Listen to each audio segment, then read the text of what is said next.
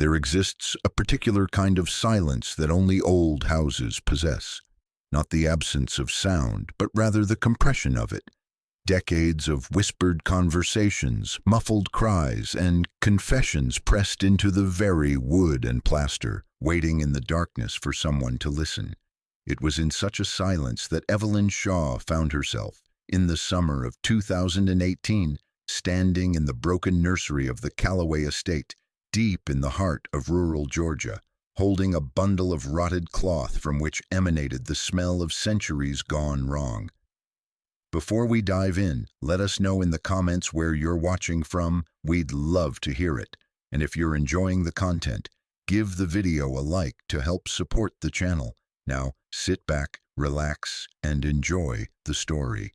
Evelyn was a genealogist by profession and temperament.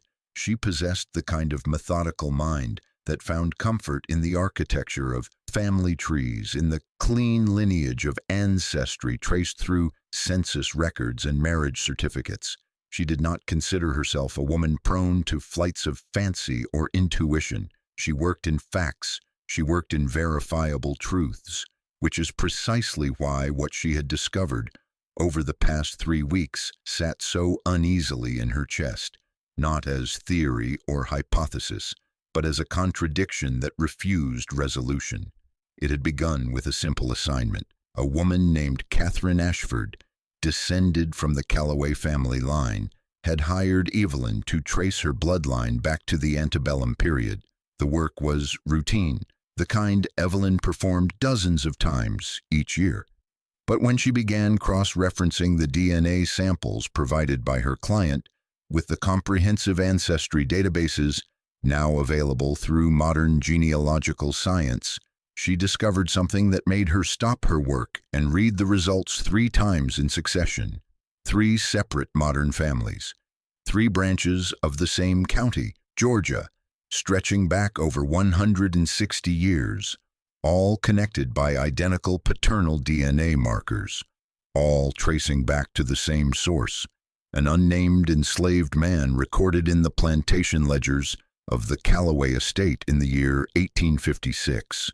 His name, buried somewhere in the institutional silence of history, had simply been rendered as a number, 344. The mathematics of the DNA suggested he had fathered children with 3 different women, all born within a narrow window of time, all born to the same family, all born to 3 sisters whose names appeared in every surviving document with an almost ritualistic consistency. Mary, Margaret, Mercy, the Calloway triplets.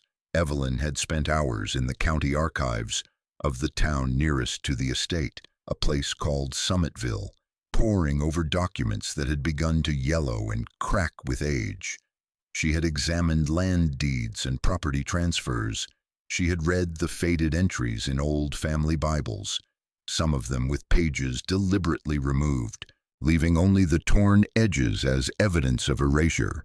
She had spoken to the few elderly residents who remembered the old plantation house, people whose grandmothers and great-grandmothers had grown up in the shadow of Calloway Hill.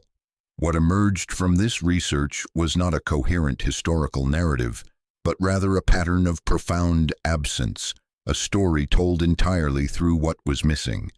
The 3 sisters had inherited the estate upon their father's death in 1854. No husbands were ever recorded. No courtships were mentioned in the society pages of the time. No wedding announcements appeared in any newspaper archive she could access. Yet by the winter of 1856, 3 infants had appeared in the household. 3 babies born to the same family, born to sisters who had never married, born to women who seemed, according to the sparse documentation available, to exist in almost complete social isolation. The town records from that period were sparse and fragmentary. The Civil War had ravaged the state and destroyed many archives. But in the few entries that survived, a pattern emerged that sent a chill down Evelyn's spine. In 1857, 3 infant deaths had been recorded in the Calloway family. 3 deaths within a single week. No graves had been marked in the family cemetery that remained on the property. No headstones bore their names. It was as if the children, upon arriving in the world, had been designated as belonging to a category that did not deserve formal acknowledgement. Not quite family, not quite anything at all. The enslaved man recorded as 344 vanished from the ledgers in early 1857. There was no record of his sale, no account of his death, no documentation of his departure. He simply ceased to exist in the written record, his erasure as complete as that of the 3 infants. Evelyn had asked the local archivist, a woman named Mrs. Eleanor Coates, if she had ever encountered anything like this pattern. Mrs. Coates had gone very still at the question. She had set down her tea. Evelyn remembered noticing her hands tremble, and she had said something that Evelyn would not forget. There are some stories this country has spent a very long time pretending not to know. Now, standing in the nursery of the Calloway estate itself, Evelyn understood what Mrs. Coates had meant. The house had been abandoned decades ago, sold out of the family in 1923, and had passed through numerous owners who, after brief periods of residence, had invariably departed with expressions of vague discomfort. The current owner, a real estate developer from Atlanta, had granted Evelyn access with the hope that historical documentation might increase the property's value. He had not, she noticed, set foot on the grounds himself. The nursery was positioned on the second floor in the eastern wing of the house, its windows facing toward the distant fields where cotton had once grown. The room contained 3 small cribs arranged in a perfect triangle, as if positioned for some ritualistic purpose. There were no blankets, no toys, no evidence of the gentle accumulation of childhood that one might expect. There was only dust and the smell of abandonment and something else, something older and more visceral, the ghost of a scent that seemed to linger in the very fibers of the deteriorating wallpaper. In the corner of the room, concealed partially behind a loose panel in the wooden wainscoting, Evelyn found the diary. It was bound in what might once have been leather, though now it had contracted and hardened into something almost unrecognizable. The silk ribbons that had held it shut had faded to the color of old bone. When she opened it carefully, the pages practically exhaled their secrets into the stale air. The handwriting on the first page was small and precise, written in multiple hands that shifted and changed throughout the text. The first entry was dated October 3rd, 1854. The words were written in a careful, deliberate script that seemed almost ceremonial in its formality. We have made a pact before God and before one another. What we shall take from this world, we shall keep in silence. What we shall give to one another, we shall hide from the eyes of men. Our bond is stronger than the bonds of marriage, stronger than the bonds of blood. We are 3, and we are 1, and we are bound by a covenant that shall persist beyond death itself. The entry was unsigned, but beneath it, 3 words had been written in 3 different hands, as if each sister had inscribed her name simultaneously: Mary, Margaret, Mercy. The diary became Evelyn's obsession. She returned to the Calloway estate 3 times over the next 2 weeks, each time spending longer in the nursery, each time reading deeper into the accounts that unfolded across the pages in fragmenting chronological order. She began to recognize the handwriting patterns. Mary's script was angular and controlled, the handwriting of someone accustomed to discipline. Margaret's writing was variable, prone to underlines and emphatic circling of certain words, suggesting a more volatile temperament. Mercy's hand was the smallest and the most careful, each letter formed as if she were perpetually conscious of judgment, perpetually afraid of making a mark out of place.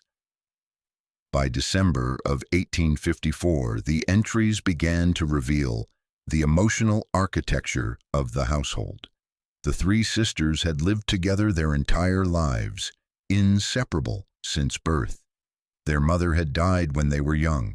Their father had been a remote and authoritarian figure whose presence had been experienced by the daughters primarily through his absence.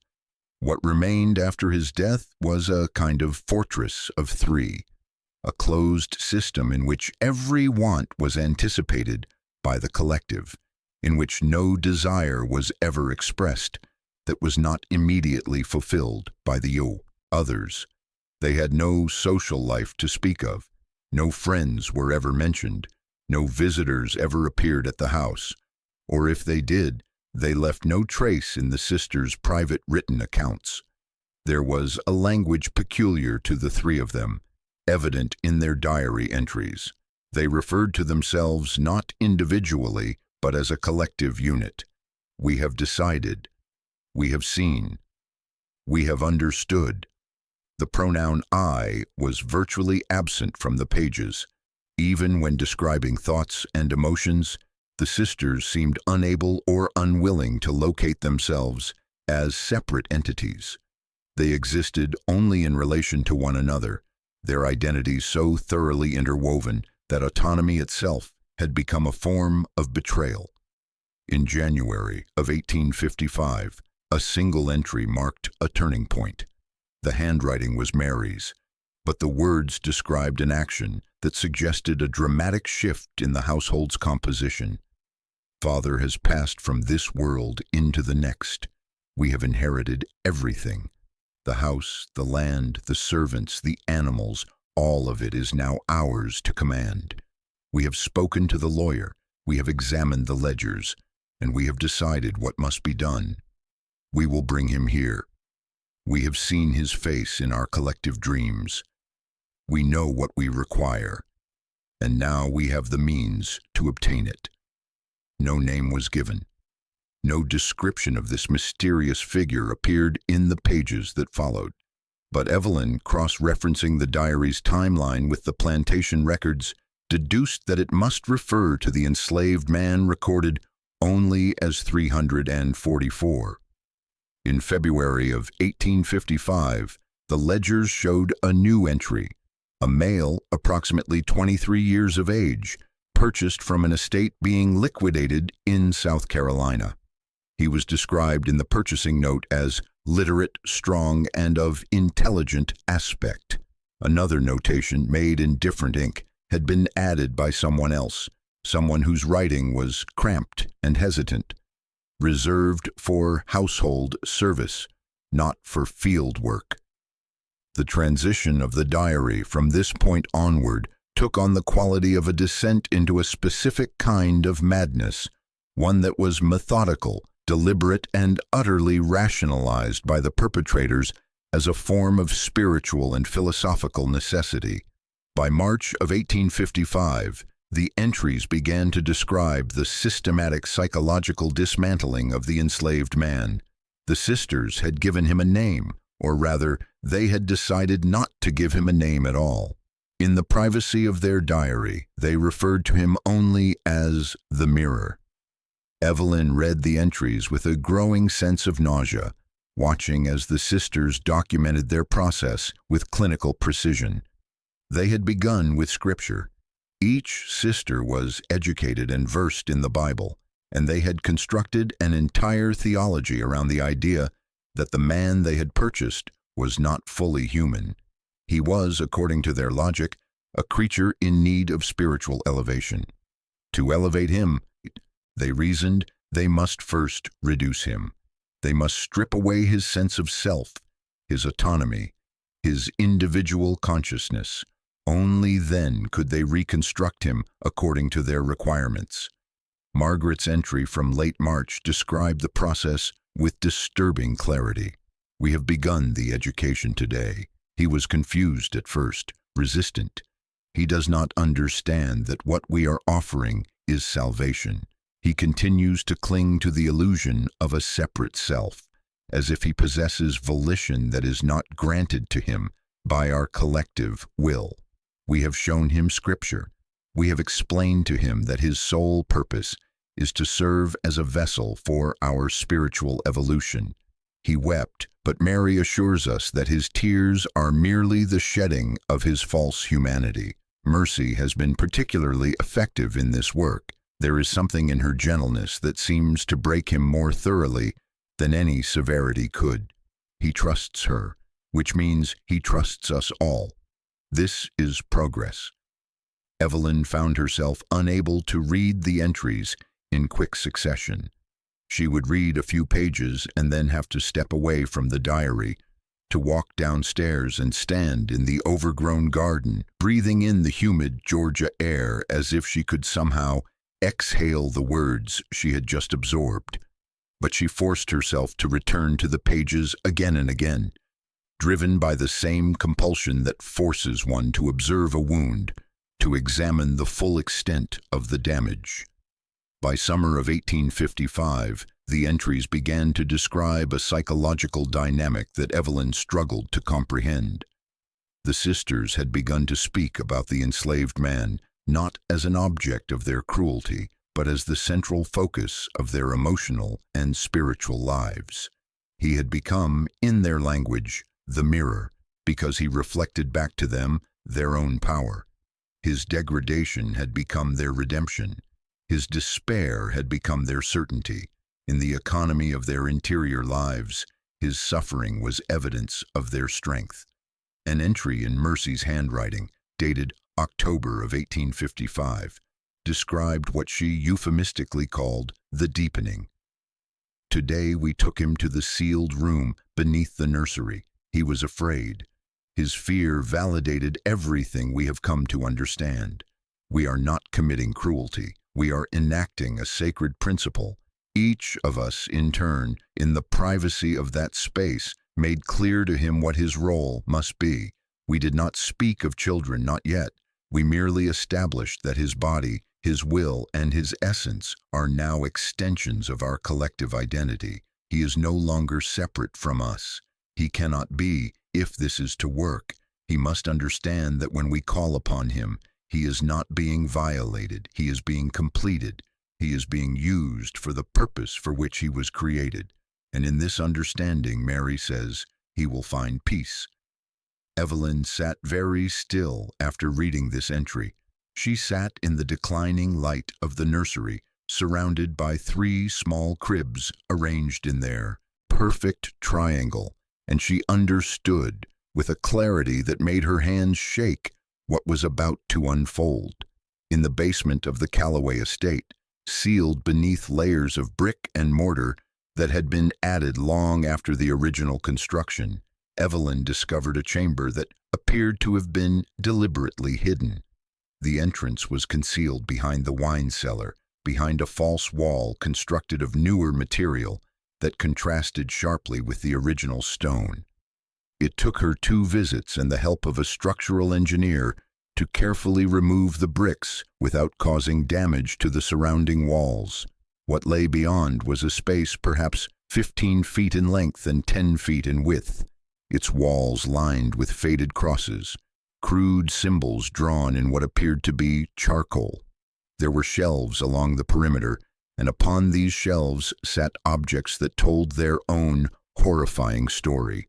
Blood-stained cloth, lengths of rope with stains that no amount of time had fully faded, 3 identical metal vessels, each marked with a single letter, M, M, and M again, though whether these letters stood for the 3 sisters' names or for something else, Evelyn could not determine, and in the corner, fused to the stone floor by rust and time, was an iron restraint, a chain. A single link had been broken, as if someone had pulled on it with such desperation, with such absolute need to escape, that the metal itself had given way under the force. But it was the crib that finally shattered something within Evelyn's capacity to remain detached and analytical. 3 cribs, small, constructed of light wood, each one lined with cloth that had once, perhaps, been white, and on the wall above them, written in handwriting that was unmistakably Mary's, were words carved directly into the stone. The Holy Trinity reborn, each of us made whole through him, each of us completed through the offering of blood and bone, This is not cruelty. This is transformation. This is our immortality. The final entries of the diary were found in the nursery, scattered among the cribs, in a sequence that suggested increasing emotional volatility and fracture. They were dated in the late weeks of December 1856. The handwriting was barely legible, as if written by hands trembling with emotion or illness.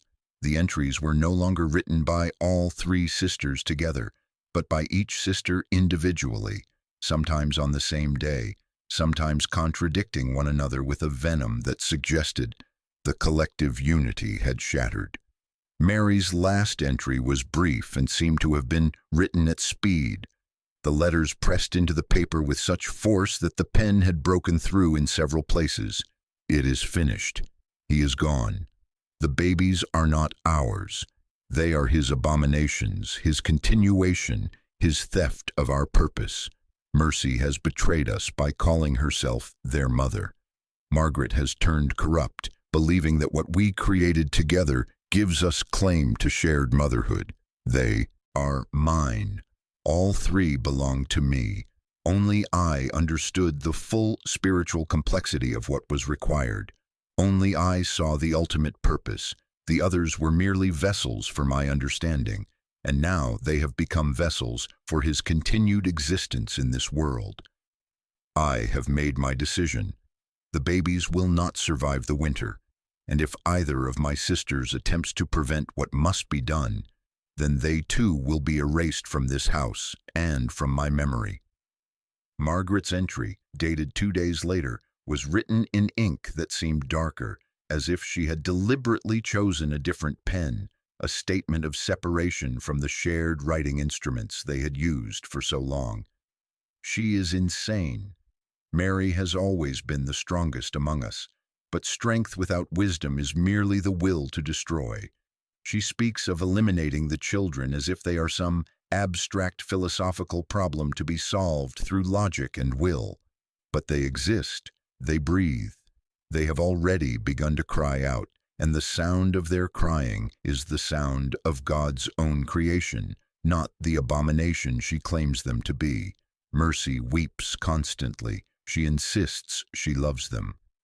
I do not permit myself to use such language, but I will say this. I cannot watch them die. I cannot live in a house built upon the graves of innocents while Mary lectures me on scripture and spiritual necessity. Mercy's final entry was the shortest and somehow the most devastating. The handwriting was so small as to be nearly illegible, written as if she had tried to make herself invisible on the page. I have lost them both. The sisters I was born with are gone, replaced by women I do not recognize. And the children, God forgive me, I gave them to her. I was too weak to stop it. I told myself it was mercy, what she did. I told myself that death was preferable to this world of cruelty and isolation. But I see their faces when I close my eyes, and I know that I am damned beyond redemption. I have nothing left to say. Below Mercy's entry, there was a single notation written in a different hand, smaller, shakier, in graphite rather than ink. The handwriting was nothing like that of the three sisters. The letters were malformed, uncertain, as if written by someone unused to holding a pen. Someone Evelyn understood with growing horror, who was barely literate, someone who had been forced to learn to write for the purposes of this record. They say, we are one. Three mouths speak with one voice. I do not know which one I am.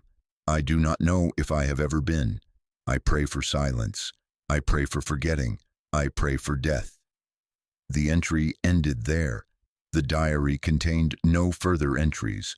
The remaining pages were blank. Evelyn Shaw submitted her findings to the Georgia State Historical Society in September of 2018.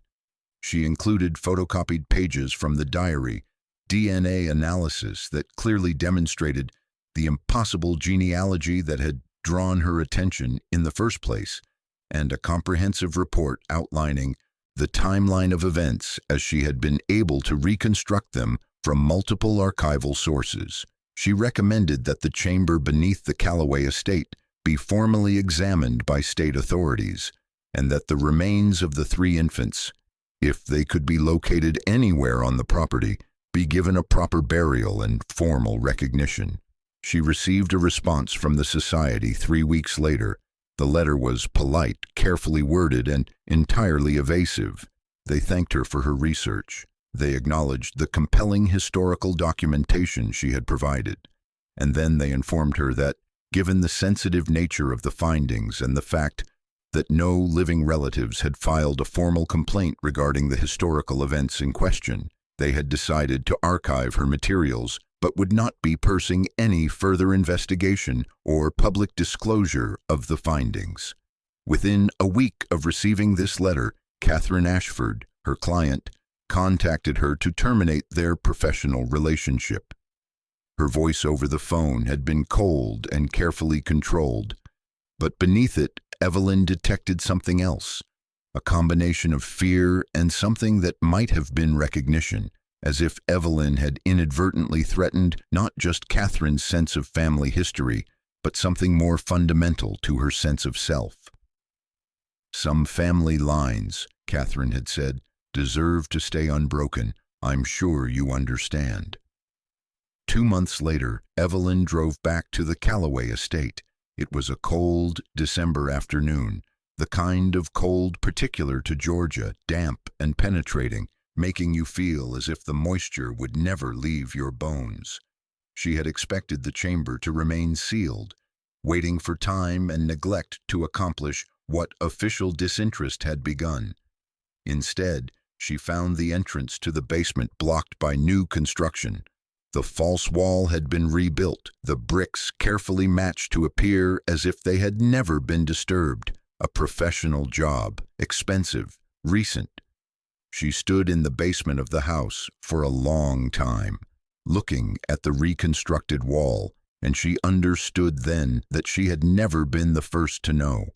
There was no way of knowing how many genealogists before her had uncovered these same impossible DNA markers, this same impossible pattern. How many had pursued the thread only to be quietly informed that certain truths served no one? How many had walked away, deciding that some doors were meant to remain closed? The nursery was locked when she tried to access it from upstairs. A new padlock had been installed on the door. Someone had taken the trouble to make this particular room inaccessible, and it seemed unlikely that it had been done out of structural concern for a house that remained fundamentally abandoned. She did not return to the property after that day. 6 months later, in June of 2019, Evelyn received a package at her home. There was no return address. Inside, wrapped in plastic and sealed with what appeared to be old wax, were 5 photographs. They were studio portraits professionally taken, dating from the early 1900s, based on the photographic style and dress of the subjects. Each photograph showed a different child, aged somewhere between 5 and 12 years old.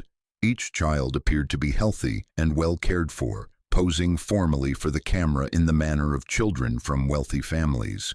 But what drew Evelyn's attention, what caused her to lay the photographs out on her desk and examine them repeatedly, was a detail that appeared on each child's wrist, a birthmark, or rather 3 birthmarks arranged in a triangular pattern. The same pattern repeated on all 5 children, a genetic marker that should have been impossible to distribute among these particular individuals, a mark that suggested bloodlines that should not have intertwined, a suggestion that perhaps something had survived what the sisters had intended to destroy. Who had sent the photographs, Evelyn never discovered. The package contained no note, no explanation, but the message was clear. Someone wanted her to know that the story was not concluded, that the past had not remained buried, that somewhere in the genealogy of the Calloway family, something had persisted, some thread of continuation that connected back to a man whose name had been erased from history, whose humanity had been stripped away, whose suffering had been rationalized as transformation. Evelyn began making phone calls. She contacted genealogical societies in the county. She spoke to archivists in nearby towns. What she learned, in small fragments and careful phrases, was that the Calloway family was known for unusual fertility, an unusually high rate of multiple births, an unusually high rate of children born with distinctive birthmarks, an unusually high rate of genetic anomalies that seemed to follow no standard pattern of inheritance. And yet these families, the descendants of the Calloway line, seemed perfectly content to leave the matter uninvestigated, to accept the mysteries of their own genetics, without demanding explanation. She began to wonder if they knew, if somewhere in the collective consciousness of these families there was an understanding of what had transpired in that house on the hill, if the very strangeness of their genetics served as a kind of inherited knowledge, a bodily memory of something that could not be spoken aloud but could not entirely be forgotten. In her research journal, Evelyn made an entry that would be her last regarding the matter. I have been thinking about the nature of historical erasure and how we as a society choose what to remember and what to allow to dissolve into silence. The death records show 3 infants who died within a single week in 1857, 3 graves that were never marked, 3 lives that were never acknowledged as having existed. But the DNA does not lie. The photographs I received do not lie. Some part of those children survived.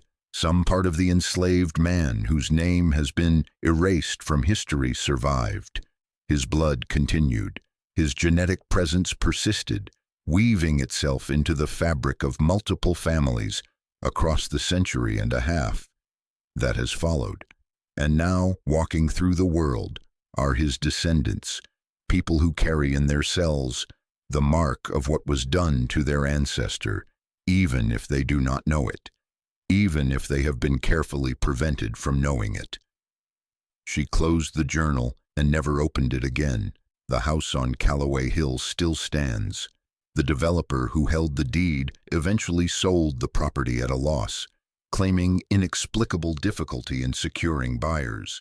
The houses that were constructed on the surrounding acreage reported peculiar problems: water that would not drain properly, foundations that seemed to settle unevenly, electrical systems that would fail without explanation. No developer has attempted major restoration of the main house since 1856. It remains, in its slow decay, a monument to something that cannot be entirely demolished.